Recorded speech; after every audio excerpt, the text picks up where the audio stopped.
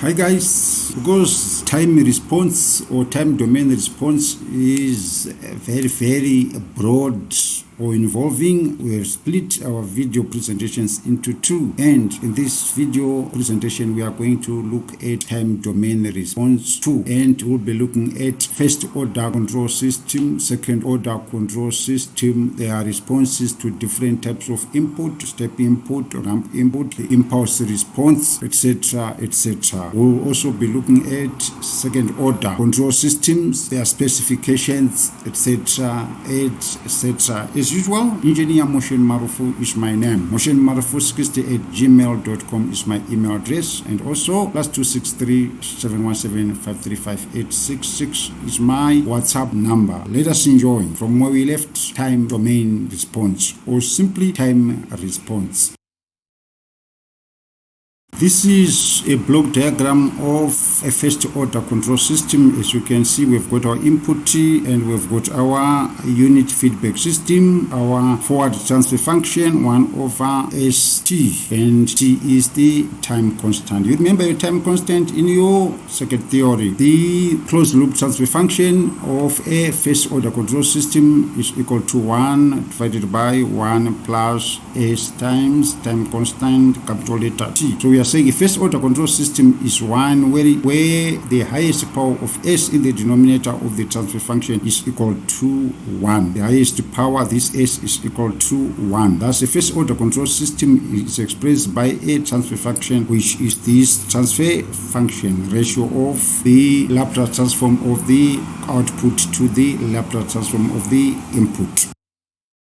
Time response of a first order control system subjected to a step input, and we are saying a step input has got Laplace transform of 1/S. Thank you. Remember this, and we know that the closed loop transfer function is given by G of S divided by 1 plus G of S, H of S, and in this case H of S is equal to 1, hence this 1 there, and our G of H is equal to 1/TS. This is coming from this is our G of S, and if we simplify, this is equal to 1 divided by 1 plus S. Let me put it this way. This is our open loop transfer function, and the output response of S, we are going to multiply this by R of S, and it is going to be this. For a step input, the Laplace transform is equal to 1/S. Therefore, if we substitute this for R of S, this is going to be our output response C of S, which is equal to this. We are going to express this in Laplace. It's going to be A/S divided by B plus B divided by 1 plus S times T. And how do we find S? This is how we find S. Remember what we covered under Laplace transform. A is equals to S multiplied by C of S, and S is going to be equal to 0. If we simplify, our A is equal to 1. How do we find our B? Our B, we are going to multiply our C of S by 1 plus S, or T times S, and we're going to assume that our S is equal to minus 1/T. If we simplify, our S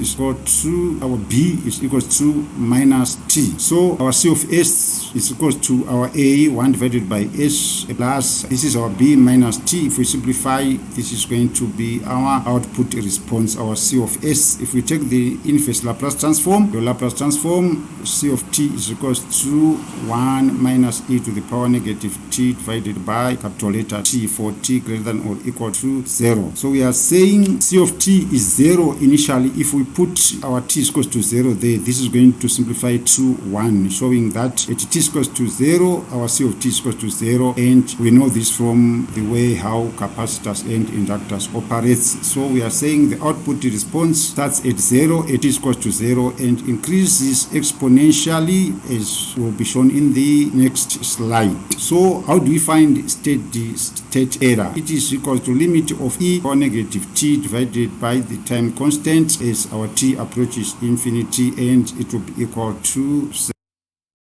This is how the output response varies as T is increasing from 0. up to infinity, and up to infinity you can say that our output is now almost equal to the reference input, which is our step input signal. So we are saying if our t is equals to 0, our output is equal to 0. Where t is equal to 0, the voltage across the capacitor is equal to 0. So this is true. It is going to be 1 minus 1. At t is equals to 1, when t is equals to 1t, this will be 1 minus e to the power minus 1. If you simplify this, you get 0.632, which is this. As you keep on increasing t up to t is equals to infinity, the output will be equal to 1 because this will approach 0. So at t is equals to infinity, this will be equal to 1. But at t is equals to 4t, you can see that it is almost equal to 1, but it is not equal to 1. So t, the output response, will be equal to the input response when t is equal to infinity. Hence, this variation of the output response with t, or with the time constant. T is our time constant, and in a time of 5t, the system is assumed to have attained the steady state. So ESS, or the steady state error, will be equal to 0 at t is equals to infinity. We saw that the dotted line represents the reference input and this represents the output response, and we are saying as t is increasing, the response, the output response is also increasing exponentially, though slowly, and when t reaches infinity it will be almost equal to 1. There's nothing new there. This table is showing the variation of the output for different values of t, and we are saying when t approaches infinity, our output will be equal to 1. We saw this of a first order control system.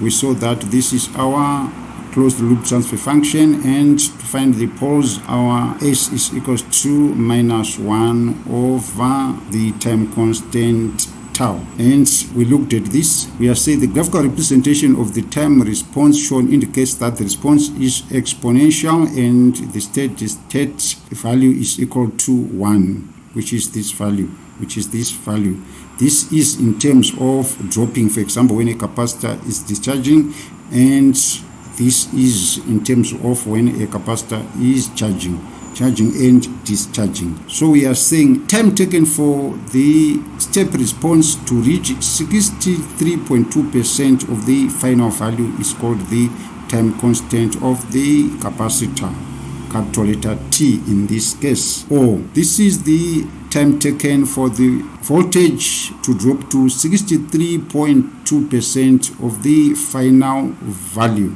So it can be defined in terms of growth and in terms of decay, and this is coming from this 63.2% when small letter t is equal to capital letter T.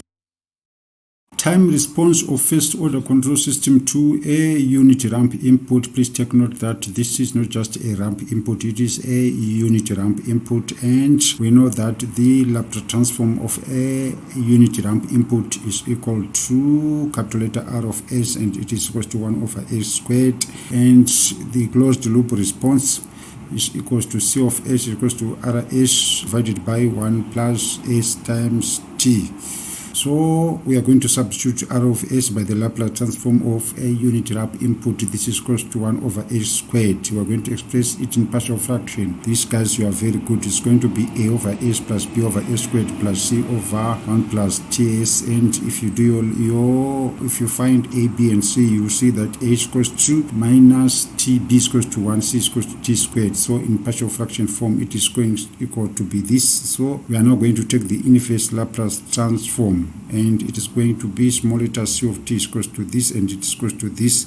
So this is the response of a first order control system to a unit ramp input, and we are now going to do some tests and see the response of the first order control system to when t is equals to 0. If t is equals to 0, this is going to be 1, and this is minus t plus t is going to be 0. This is going to be 0. So when t is equals to 0, the response is equal to 0, which is the same as the behavior of a capacitor when it is holding no charge upon the switch being turned on, and it increases linearly as t approaches infinity. Then this is the response when t is equals to 0. Our response is equals to 0, as you can see, and it will increase linearly after that. So this is the response of a first order control system to a unit ramp input.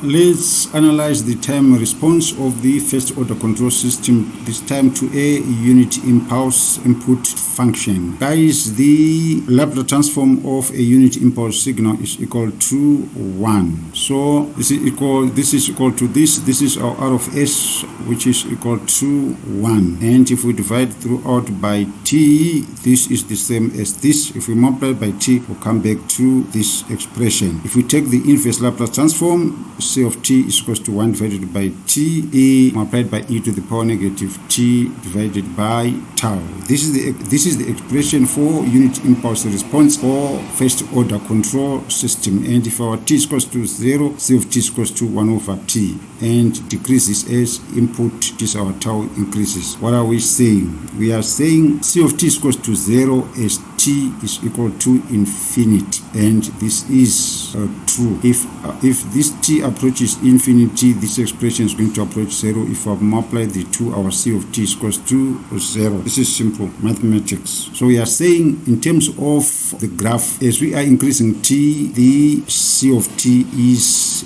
decreasing as shown. So this is time response of first order control system that is subjected to a unit impulse input signal.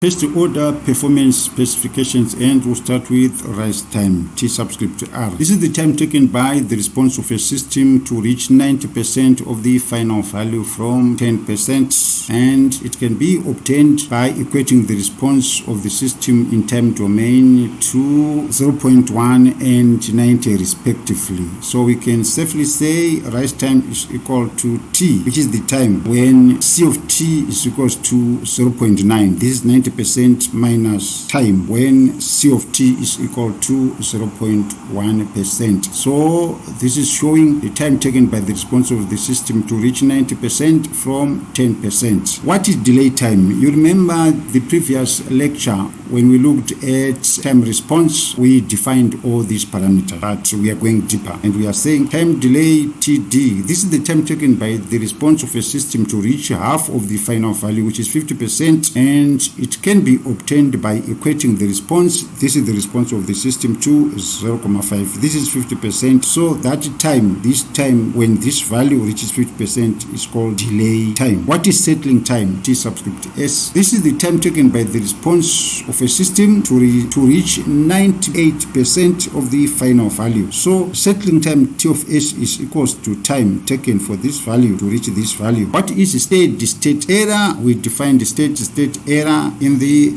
previous lecture, and we are saying it is the measurement of the difference existing between our standard input and the output response, and our standard input is R of t in time domain. So we are saying ESS steady state error is equals to limit, which is the difference between R of t and C of t as our t approaches infinity. Then we are now going to look at time domain specifications with reference to first order system that has been subjected to a unit impulse input, and we are saying the response, we saw that it is equals to 1 over t multiplied by e to the power 1 divided by t. And for time domain specifications, we proceed as follows. Rise time for this specification, we saw that it is equals to time when the output response of t is equals to 0.9, which is 90%, minus time when the output response is equal to 0.1, which is equals to this. Let's proceed to the next slide. So we are saying when the response of a system reaches 90% of the final value, which is C of t is equal to 0.9. The time 0.9 is obtained as. This is how you obtain the time. Please take note. If you simplify this mathematically, you must come to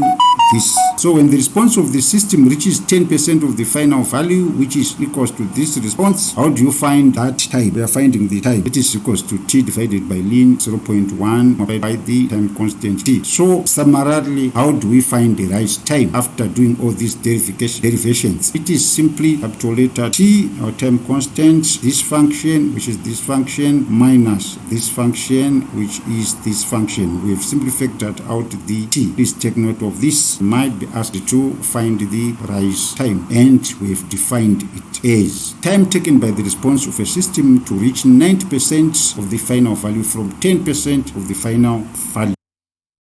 How do you find time delay of a first order control system that has been subjected to a unit impulse input? We have derived this formula there. What we are simply doing is placing some values. So we say time delay is the time when our response reaches 50% of the final value, which is this expression. So we are saying this is our 50%, it is equal to 1 divided by t e to the power minus this time there, which is our t divided by this time.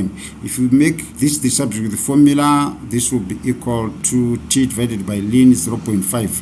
So how do we find time delay? Time delay is equal to t multiplied by 1 divided by ln 0.5 t seconds. So this is the formula for finding time delay. Guys, take note. Let's proceed straight away to how do you find the settling time ts. We said from the definition, and we are using 2%. It can be 2%, it can be 5%. We are saying for 2% tolerance, the setting time is given by, this becomes 98. If we subtract this from 100%, so our response will be 0.98, which is 98%. And we are saying if we make this t of s the subject of the formula from this derivation, this is how you find settling time. T multiplied by 1 divided by ln 0.98 multiplied by t. We said t is our time constant, and this is for 2% tolerance. You can deduce when this is equal to 5%, and this is the function that is going to change. I think it is going to be 0.95. Take note. Guys, take note that we are now looking at the specifications insofar as unit step input is concerned for that same first order control system. And this is the response for a step input. But we know that this is how we find the rise time. So how are we going to proceed? This is our response. So it is equal to 1 minus this, our t is equal to our final value.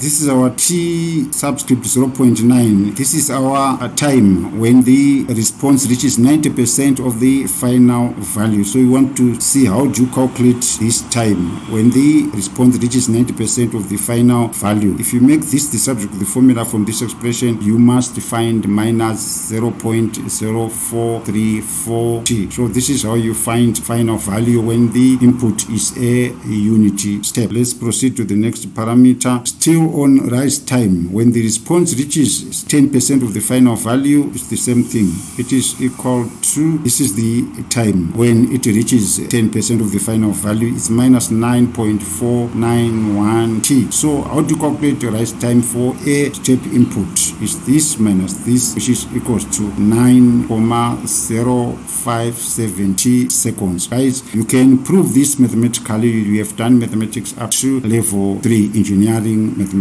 How do you find delay time for a step input to a first order control system? Delay time, the response reaches 50% of the final value. So if this is 50% for step input, is 1 minus that time is our numerator divided by the time constant. If we make this the subject of the formula, our time when the response reaches 50% of the final value, which is this expression, is equal to minus 1.442 t. So this is our delay time. Please take note. Let's proceed to the settling time so that we rush with time. And we are looking at 2%, and at 2, when Then at 2%, our response reaches 0.98%. So when the response reaches 0.98%, how do we find the time at which that happens, which is cos t subscript 0.98%? If you make this the subject of the formula, it's minus 0.2556 tau. So this is our settling time. Let me correct this. Wrong. Yes, it's now correct. And when for 5% tolerance, it becomes this. Please take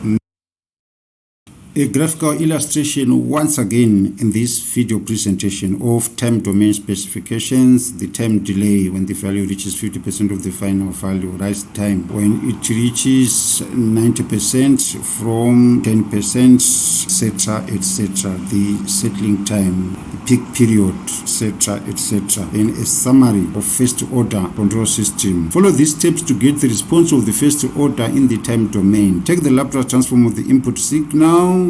Consider this closed loop transfer function. Substitute this input with the input given, whether it is step input, impulse, ramp, etc. Express it in partial fraction form if required. Then after that you find the inverse Laplace transform. Hence the reason why I said control engineering is about Laplace transform. It is about Laplace transform and it is all about Laplace transform.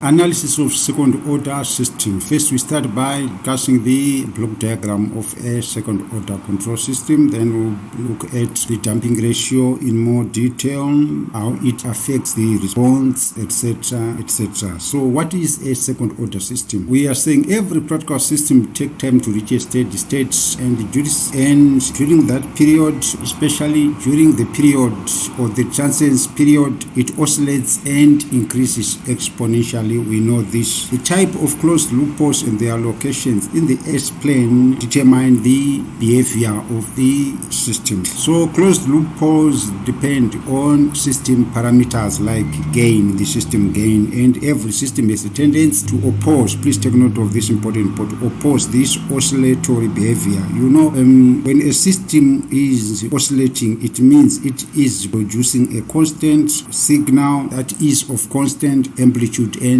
frequency. It's not reaching the steady state. Damping is measured by the ratio of the system, and the ratio is called the damping ratio, and it is this factor that measures how dominant the opposition to oscillations is. That is how dominant the opposition is to the oscillations in the output. When a system has got a low damping ratio, it means that it oscillates slowly, that is at damped frequency, while a high damping ratio means a system does not oscillate at all and it takes time to reach its steady state. It is designated by the Greek letter zeta, and if zeta is 0, it means system will oscillate with maximum frequency called natural frequency, and this natural frequency is denoted by omega n, and its unit is radiation per second. So this Greek letter zeta is the symbol for the damping ratio.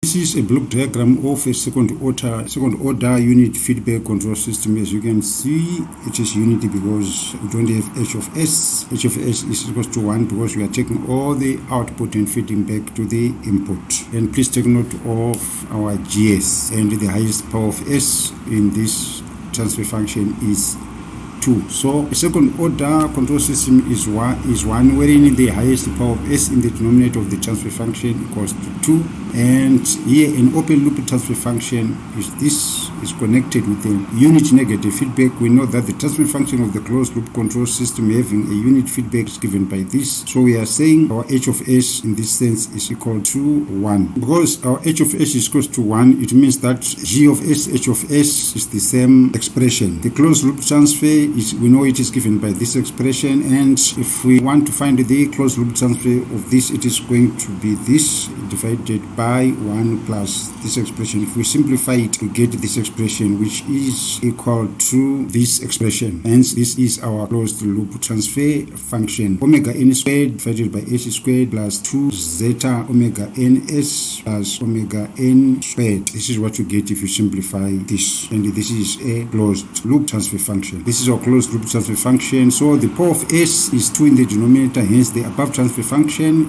is of the second order, and it is said to be second order control system. If we can form a characteristic equation, we simply equate the denominator polynomial to 0, and if we simplify this is a quadratic equation, we are going to get s is equal to zeta omega n plus or minus omega n in brackets zeta squared minus 1, and we know that omega n is the damping frequency and zeta is found from actual damping divided by critical damping. Critical damping is also known as natural damping. This is the ratio of the actual damping to the critical damping, and the response of the second order control system depends on zeta or on the damping ratio. In this expression, omega n is the undamped or the natural frequency of oscillation, and its unit is in radians per second. You can always solve this and see if you get this.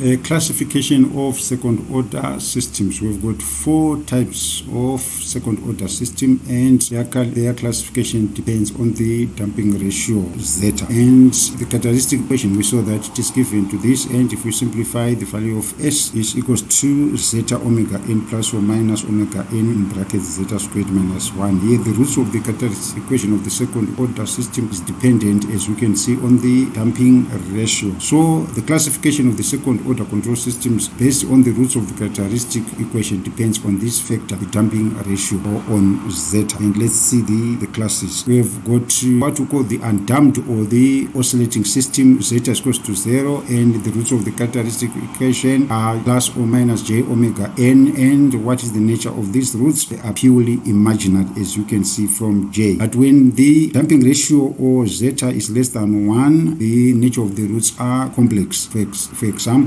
minus sigma plus or j omega subscript d, or zeta omega n plus or minus j omega n in brackets zeta squared minus 1. For a critically damped second order system, the damping ratio is equal to 1, and the nature of the roots, that's minus omega n, and these are the roots, and the nature of the roots, they are real and they are equal. For overdamped, zeta is equal to greater than 1, or the damping ratio is greater than 1, and the nature of the roots are real and equal, and S1 or S2 is equals to zeta omega n plus or minus this, we know it, the solution of S1 and S2. The following conclusions can be drawn from the classification of second order control systems, and we are saying the poles are real and unequal if zeta squared minus 1 is greater than or equal to 1, and this happens if zeta is greater than or equal to 1. This is known and it's simple. The poles are real and equal if zeta squared minus 1 is equal to 0 and zeta is equal to 1 if we simplify.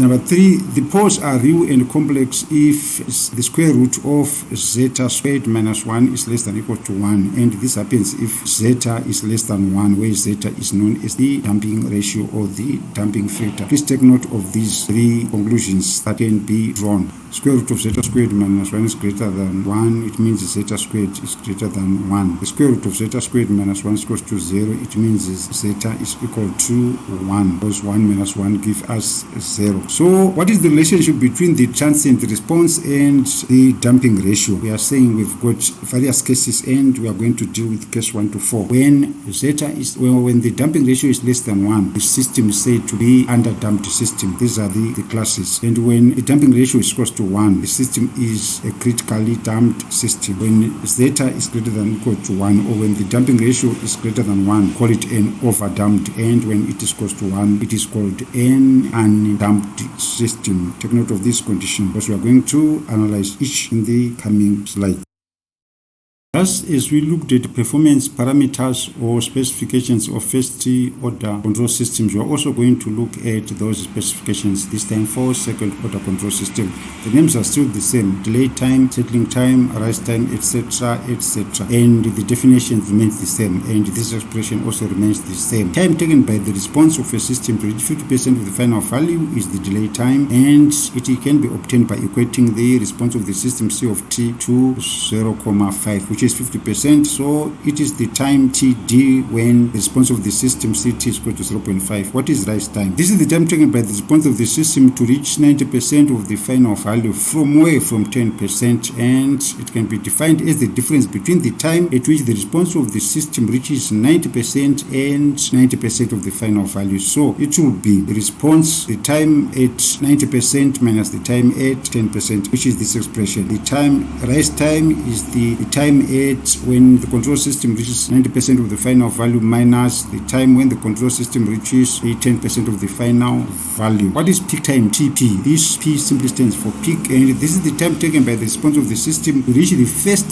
peak. Peak simply means the maximum value, first peak overshoot, and it can be obtained by differentiating the time response of the system, and after differentiating we equate it to 0. For example, this is the response system, so it's dct divided by dt, and this will be set it to 0. Maximum overshoot, MP. This is the maximum peak. The maximum peak overshoot is obtained at the peak time of the response of a system, and it is given by this maximum peak overshoot, which is the response of the system at the peak time minus the response of the system when time is equal to infinity, where this is as I've defined. The value obtained from the response of the system at peak time, and C of infinite time is the steady state value of the signal applied to the system. It is normally expressed as a percentage, and we simply multiply our expression by 100%. We've got a special case whereby if a standard unit signal is applied to a system, the steady state value of the signal applied to the system will be equal to 1. Hence the maximum peak overshoot will be, this is the maximum value, the steady state value applied to the system, which is this is equal to 1, and this happens if our t is equal to infinity. What is settling time? We know it. The time taken by the response of the system to reach 98% of the final value, and it can be obtained by equating the response C of t to 0.98% as shown, which is time when the response of the system is equal to 98%. We have been defining several times steady state error, and it is just the same as for first order control system, and it is as shown. We are now going to look at time response of second order control system, and we know this is our closed loop transfer function, and this is a characteristic equation, and these are the values of S, and we are going to evaluate this we are going to find the. So for a step input, we know for a unit, not for a step input, for a unit step input r of t is equals to 1, and its Laplace transform is 1 over s. So we are going to analyze this for an undamped system. We know that for an undamped system, the damping ratio is equals to 0. So this is going to simplify to this, and we are now going to find the roots of the characteristic equation. This will be purely imaginary, and it is given by S1. If you find the value of S, that's plus or minus j omega n. Substituting rs in the transfer function, we get control system equals to A divided by S plus B divided by this y, because we've calculated we have made the C of S the subject of the formula, so our R of S will be there, and if we substitute 1 over S for R of S, it is going to be this expression. So we have expressed it in partial fraction form, and how are we going to simplify it? We are going, A is obtained by multiplying the response by S and also setting S is equal to 0. Guys, you know how to do this. This is our A, and it is equal to this, so we are going to substitute our value of S, which is equal to this times S. This S and this S are going to cancel, and if we put our S is equals to 0, this A is equals to 1. B is obtained by multiplying C of S by this, and we are going to set our S equals to this, or equals to j omega n. So this is our value of C of S, and we are going to multiply it by this expression, and it is going to this and this are going to cancel, and this is going to be our expression. And if we substitute S for j omega n, this omega n is going to cancel. We are going to be left with 1 omega n, and it is going to be j omega n, and we know this is equals to S, which is equals to minus S. So in partial fraction form, this is our expression. If we take the inverse Laplace transform of this expression, it's C of t is equals to 1 minus cos omega n. This is coming from this expression, and the inverse Laplace transform of 1 over S. So this the Laplace transform of this equals to this. The Laplace transform of this is equals to this. Let's finish sharp now, right? This is for a step input, so this is the response of an undamped second order that is subject or that has been subjected to a unit step input. So we are saying the response of an undamped second order system when subjected to a unit step input is purely oscillatory in nature. There is no time damping. This response does not die out with the time. It keeps on going, even when t approaches infinity.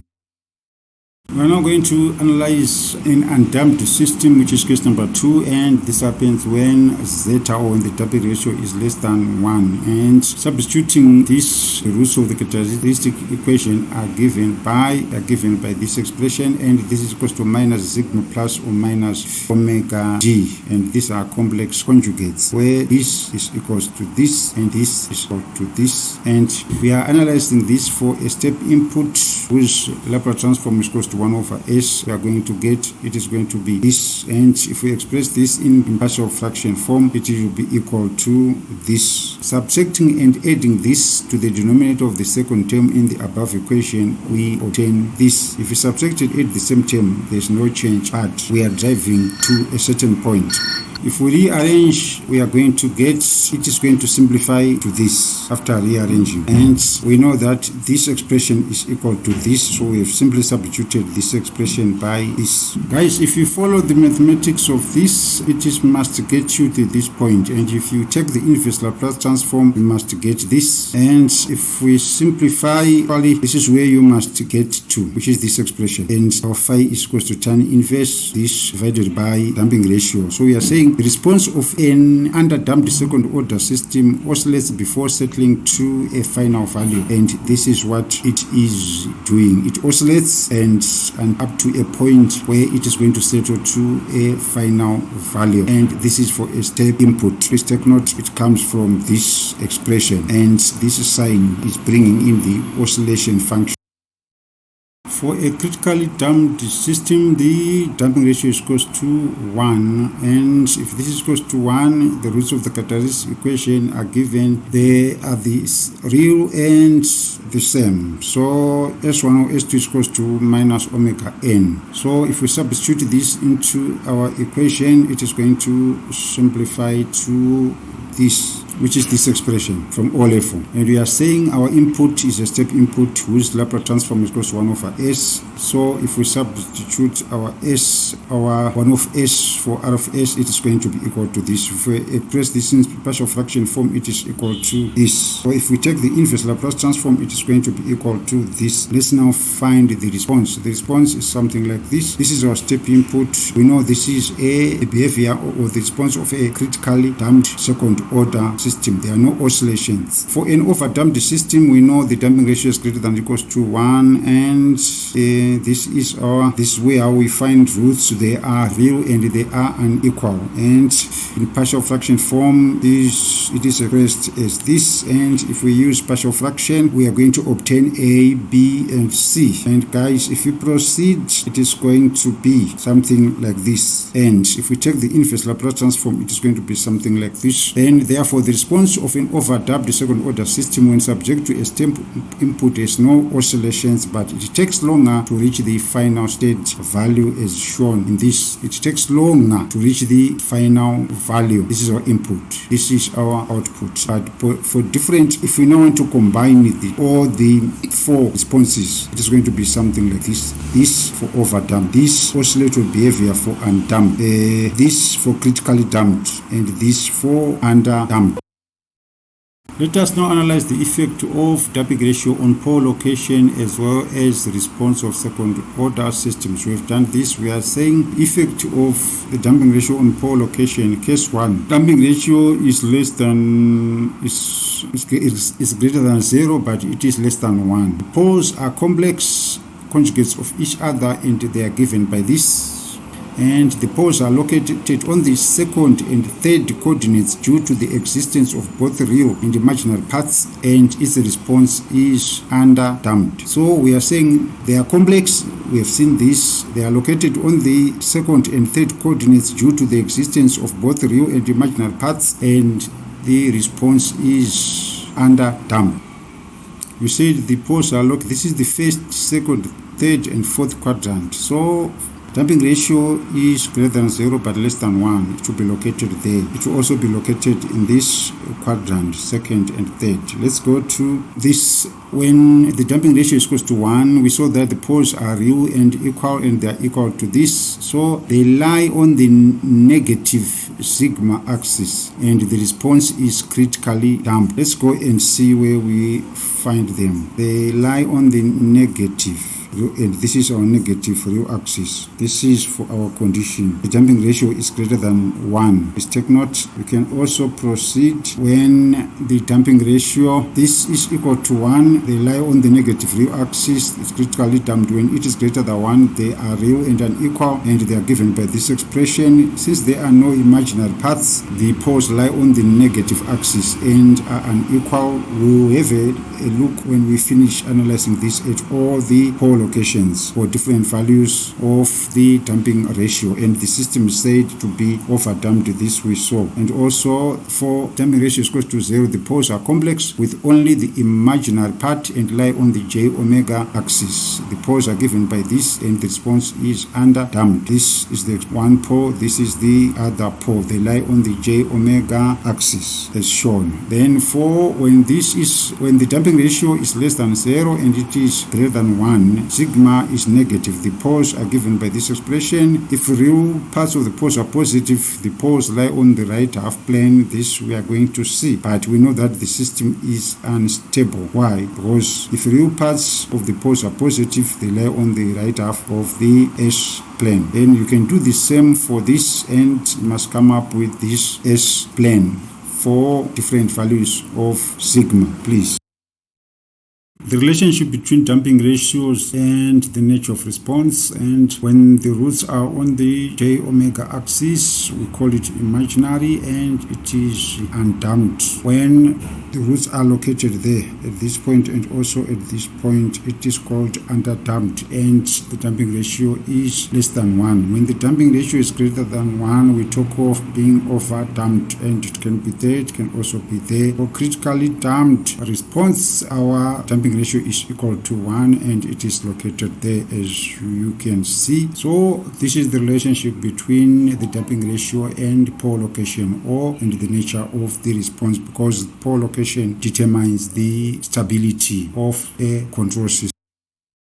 Second order system response steps, just as we did for first order, we are doing it for second order, and we are saying these are the steps that are followed for you to get the response. Take the Laplace transform of the input, consider your output system response, substitute RS by the standard input given, express it in partial fraction form, and after that you find the inverse Laplace transform, and you are done. This is how you find the system response of second order control system. Guys, this is the end of our second presentation on time response analysis of control welcome systems. to In the next video, we'll be looking video at frequency presentation. response My name is analysis Moshe of control Marofo, systems. and my